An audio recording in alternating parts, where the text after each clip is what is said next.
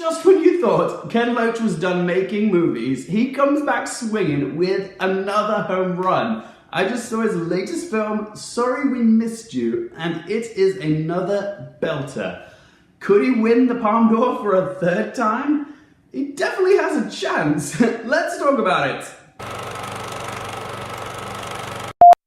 Hey up guys, so continuing my coverage of the 72nd Cannes Film Festival, today I'm going to be talking about the newest film from master British filmmaker Ken Loach, and it's called Sorry We Missed You. Ken Loach has developed quite a reputation at the Cannes Film Festival because he has won the top prize, the Palme d'Or, twice before, once for The Wind That Shakes the Barley, and also for his previous film, I, Daniel Blake. The man is 82 years old, and like a fine wine, he only seems to get better with age. His latest film, Sorry We Missed You, is in a similar spirit to I, Daniel Blake, which sees an everyday, decent English family trying to get by, but finding that their occupational and social systems that they are tangled up in are slowly suffocating them. This film is centered around the Turner family, and they are a typical working class family. They're based in Newcastle. The family consists of Dad Ricky, played by Kris Hitchen, Mum Abbir, played by Honeywood, teenage son Seb, played by Rhys, and 11-year-old daughter Eliza Jane, who's played by Proctor. The dad Ricky is a grafter. You name a labour job, he's done it. Plasterer, plumber, gardener, he's done it all, and he's too prideful to go on the dole, and both he and Abby are trying to save up enough money so they can put a deposit on a mortgage for a house. As parents, all Ricky and Abby want to do is provide a better future for their kids.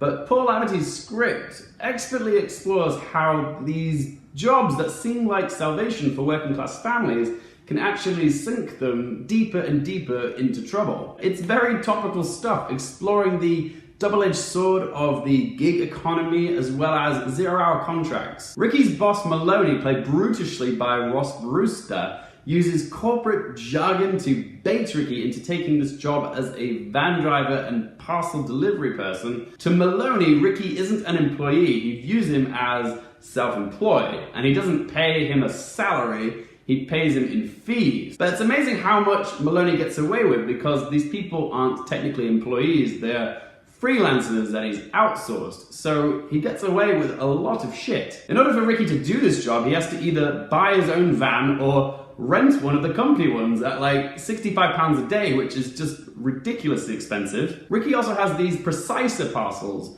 which have to be delivered within the hour of their designated slot, and if he misses that window, he then gets fined or gets sanctions. This company that Ricky works for profits off him making mistakes because things happen in the real world which prevent him from dropping things off within the hour slot, like he can't find a parking spot, he gets stuck in traffic, the people that answer the door refuse to sign. There's so many extenuating circumstances and variables which make the job seem so much harder than it sounds. He's also got this parcel scanner gun, and it's almost like an ankle tracking monitor because it keeps tab on his location of where he is every day, and if he is outside of the van for more than like 2 minutes, it'll start beeping. So basically, Ricky is kind of an employee, but without the benefits or the security or the stability of an actual salary job. But Ricky convinces himself that he can work the system rather than the system working him, and so he convinces his wife Abby to sell her car so he can pay for the deposit on the van. The best thing, Abby relies on that car because she is a home carer. Her job requires her to go to multiple different homes to check in on her patients who are elderly or incontinent or very fragile. She has to feed them, change them, wash them, tuck them in at night, but without her car, she has to use public transport and buses, which just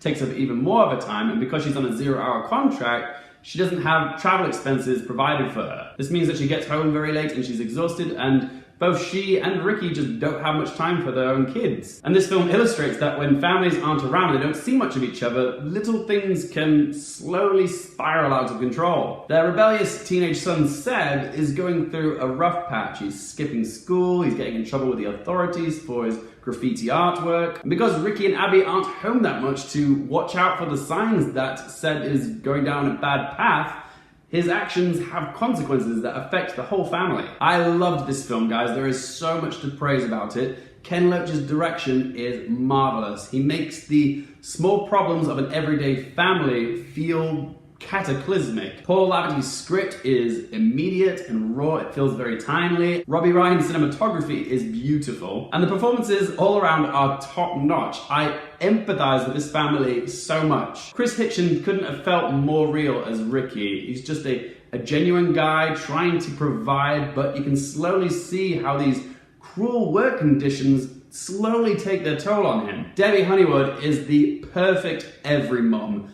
Patient, compassionate, kind to the core. The scenes with her patients are some of the most touching because she treats every client like they were her own mother. And even though she doesn't get paid extra for providing extra care for those that really need it, she still does it anyway. She goes the extra mile because she fundamentally cares about these people who are supposed to be just clients. And because she cares, you care. She's so lovely. Ken Loach, in a way, is a master of suspense in this film because you can't help but feel he's slowly turning up the dial on the heat, because as the film progresses and Ricky gets in deeper, every mistake, every incident just feels 10 times worse than what it would be for you or I, because you know what's at stake for him and his family. This film is quite bleak, but it does have its moments where it allows you to laugh or feel good. There's a scene between Ricky and this person that he drops a parcel off who's a football fan and spots that Ricky's in a Man United shirt and says, "Oh, why don't you support your local team, Newcastle?" And it's a really funny scene because they're just swapping stories about their teams winning games from like decades ago. It's a really lovely moment. Ricky doing a round of deliveries with his daughter Liza Jane is uplifting and very sweet. And a family night in with an Indian takeaway turns into an impromptu home visit for one of Abby's clients, and it's just a lovely scene because they're all together and, you know, they're making the best of a bad situation. These sweet, lovely, intimate moments with the family just make you fall in love with them as I don't want to say characters, they don't feel like characters, they just feel like real people, and that's why you feel so attached to them and you want things to be okay for them. And that's why the ending of this film is almost devastating in a sense.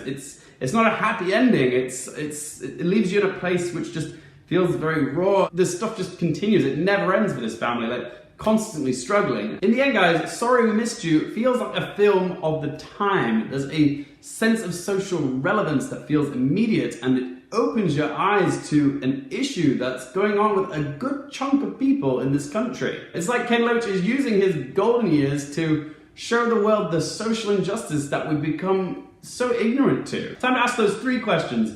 Firstly, will I watch this again? Absolutely. I'm going to add this movie to my film collection. It is definitely going to get some rewatches. Second question, would I recommend it for you guys? Again, absolutely. This is a film that everybody should see. You should go see it in a cinema. Support this film, guys. And I'm going to say it, Sorry We Missed You is a film that everybody needs to see before you die. It's that good. And third question, what score do I give it out of 10? Sorry We Missed You gets a score of 10 out of 10. Alright guys, there we go. That is my review of Sorry We Missed You. But remember, this is just one bloke's opinion. I would like to hear from you guys. Are you excited for this film? Hope I'm encouraging you guys to go see it.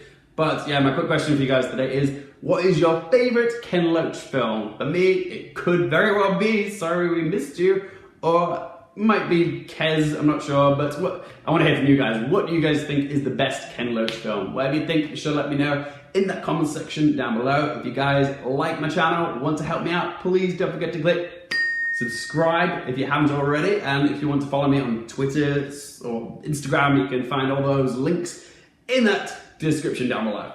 Thank you guys so much for watching. For more things related to movies, TV, and popcorn culture, I'm Luke Carefield, and I'll see you next time.